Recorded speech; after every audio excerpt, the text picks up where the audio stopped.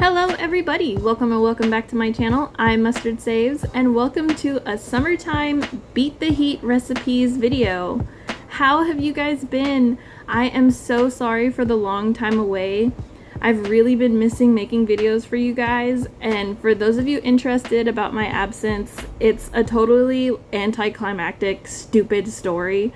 I basically bit my lip and I got this like inflamed bubble, I don't know, on my lip that was like right where my teeth are, so it made it difficult to eat and talk, and certain foods would like make it flare up.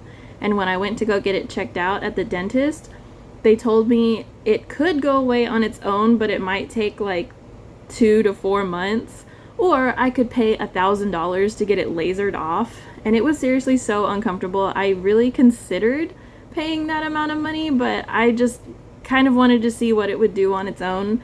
And it did take about 2.5-ish months to go away on its own, but during that time I was just eating really boring food. I didn't really think it made for very interesting content.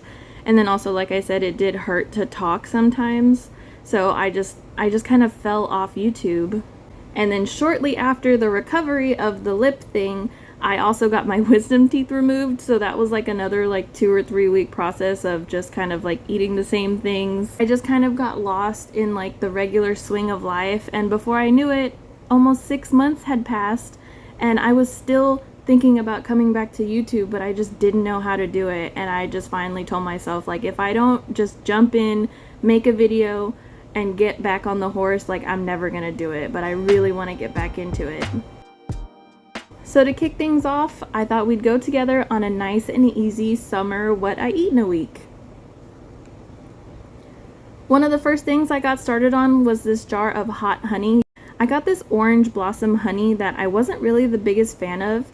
It was like super thick, like I couldn't even take it out with a spoon. It had like a almost plasticky kind of texture, and if I tried to use it on something cold, it would just seize up. And it wasn't very sweet. Overall, it just wasn't my favorite. Honey is one of those things where if you get like real honey, it totally depends on like whatever flowers or sugar content or what have you that like the bees were working with. And this jar just wasn't my favorite, but I didn't want to waste food. So to help, I grabbed some serrano peppers and a whole head of garlic, and I put those into a jar, covered it with honey, and left it on the counter for a couple of days. If you're making hot honey, you do want to burp the jar, like you want to crack the jar at least twice a day for the first 2 days, maybe even more often. It just depends on how much gas you have building up, because this is a fermented product.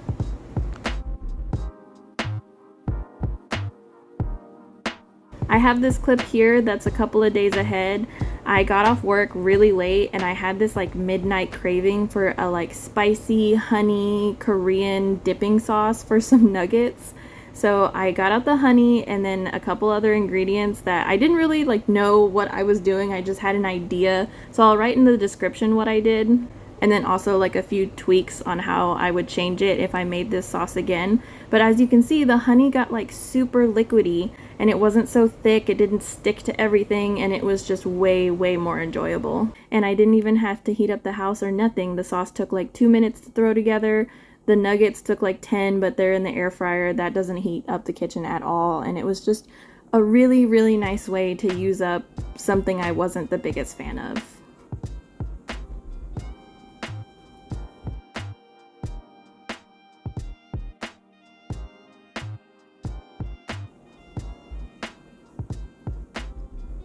And then I don't know where you guys are, but I live in South Texas and it has been sweltering out here. And pasta salad is always heavy on my mind this time of year. And when I saw these feta stuffed olives, I really wanted to try them. And I knew this would be the perfect application. And for my salad today, I just had cucumber, salami, turkey, and shredded carrot. And then I made a simple vinaigrette with oil, vinegar, mustard, garlic, salt, and pepper. And pasta salad can really be whatever you want. I also like to add banana peppers, red onion, celery, and cherry tomatoes if I have any. I've also used chickpeas or boiled eggs as the protein, and absolutely use any of your favorite dressing, whether store-bought or homemade. We personally like a lot of vinegar, so I don't really have a recipe. I had tried using the scale at the beginning to measure it for you guys, but I ended up adding more to the salad itself, so it was probably like a 4-to-1 ratio of vinegar to oil. And I don't know if it's just me, but I have bought a wide variety of olive oil like qualities, and I can't tell the difference between them. So when I use oil in a salad dressing, I'm really just using it as like lubricant, like so that the noodles don't stick together, or like so it gives the dressing some like more body. But in terms of flavor, like I don't know, is that just me? Can you guys tell the difference between olive oil flavors? And if you can tell the difference, what's a brand you recommend?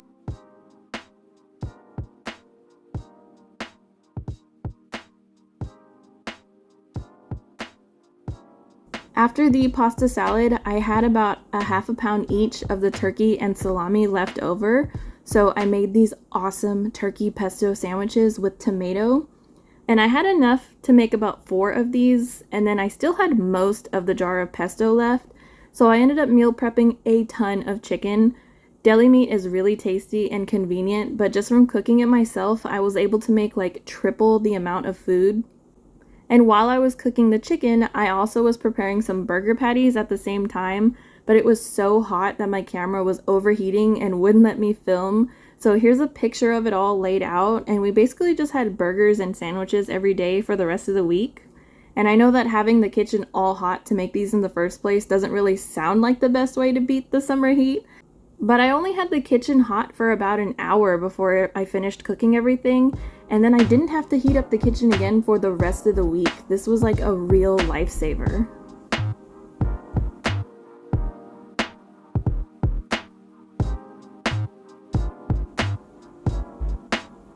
And that's about it for today's video.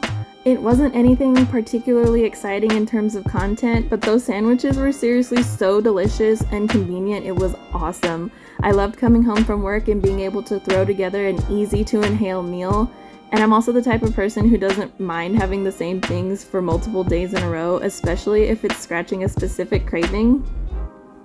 And yeah, sometimes what people eat in a week isn't really all that diverse. A lot of us just don't have time to cook multiple meals.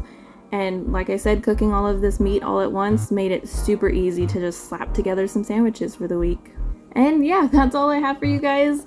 Like I said, I'm so excited to be back on the channel with you guys, and I can't wait to get back into the swing of things. As always, I'd love to hear how you guys are doing in the comments, especially what you've been up to beat this summer heat. And if you'd like to see more budget meal prep type content, please subscribe to my channel, and I'll see you guys in the next one. Goodbye!